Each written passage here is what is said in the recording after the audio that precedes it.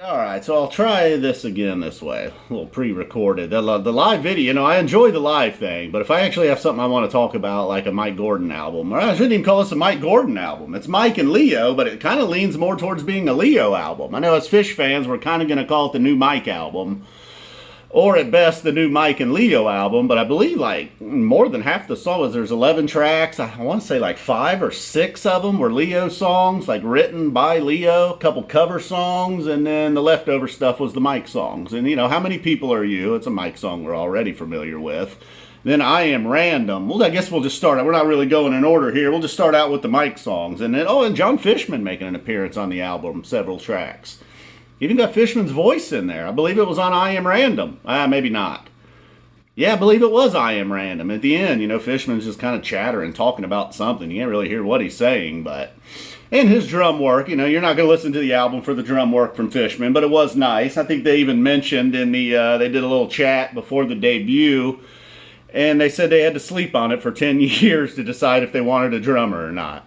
So apparently they decided, and I believe it was more than 10 years. This was their third album. So let's just start at the top now that I've already gotten out of order. That's the problem with the live streams. I think I'm going to talk about the album, and somebody over here comments or says something, totally get off the trail. Then I started to mention Joe's channel last night. Kind of got sidetracked on that. That was my other goal. Maybe at the end of this video, I'll try that again. Yeah, it's worth checking out, just like this album. All right, see, it's hard to focus if I'm live or not. Maybe I got a problem. I definitely got problems.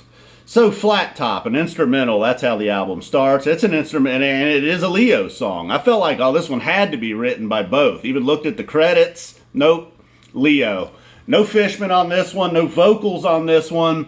Maybe the best, I could see why they started out with this one. It sounded really cool, it just sounded like, it almost sounded like they were opposing each other, going head to head. It's like, this isn't a song. This doesn't make any sense. But really, it had like a nice little flow and a rhythm to it. They weren't colliding. They were actually like meeting in between the spaces or something. I don't know. I don't know anything about music, so sometimes it's difficult to describe what I'm hearing. But that one, Flat Top and instrumental, one of the better songs on the album. Then 8 Miles High, the first cover, I think written by David Crosby. Also the longest song on the album. The Leo vocals, though, there's a song towards the end of the album. Actually, the very last song, I was like, okay, Leo's vocals aren't bad. But he just sounds like, he's like, he has a pained voice, He just seems like an old guy that's been through a lot. There's just like, you can feel the despair or something. And, a lot of times I'm not into that. If I'm listening to music, I'm more into the happy, bouncy, quirky. Everybody says quirky to describe Mike's music. But it kind of is, I suppose. I guess it's a good word to describe Mike's music. It's got a happy bounce to it. You're bobbing your head, you're smiling. And that's what I got from I Am Random. Think like Access Me. If you like that type of Mike song, you're definitely going to like I Am Random. The vocals, the chorus will kind of get caught in your head a little bit. Then we get the title track. It's my favorite song. No, not really. Noon to Noon. It was just okay. Another Leo song with the kind of pained vocals. My least favorite songs on the albums were the ones where Leo did the vocals, and he just it just seemed like, I don't know, man. I don't want to shit on Leo. Dude's extremely talented, and he can sing. It's just not really for my taste. Until we got toward the end, he changed it up a little bit. I guess he's maybe going for that. I mean, I don't know. I didn't pay too close of attention to the lyrics. Maybe if I listened closer to the lyrics, it'd be like, oh, okay, that's why I'm hearing this despair and this kind of pained voice a little bit. And then How Many People Are You? That's a Mike song. And I'm always going to enjoy Fish's version, or even Mike when he's up there with a full band. But this one was pretty good. Maybe somehow if Fish plays this into the future, it can have a little bit of that Mike and Leo feel to it. I don't know if any of this will change what Fishman does. Then we got Ants, another instrumental. It's a Leo instrumental, at least there's no vocals this time. Probably the best Leo song on the album was Ants. And then right after that, Sheets, yet another Leo song where I didn't really care for the vocals, but not a bad sounding song. Alphabet Street, the Prince cover.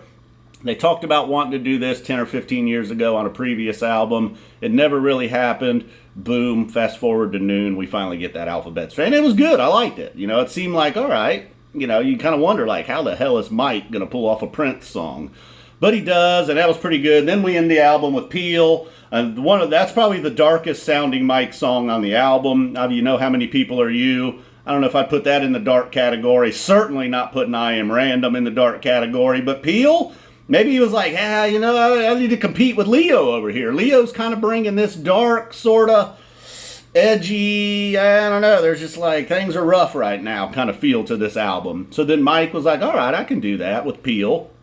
Kind of made me wonder whatever happened to Amongst the Peals of Laughter.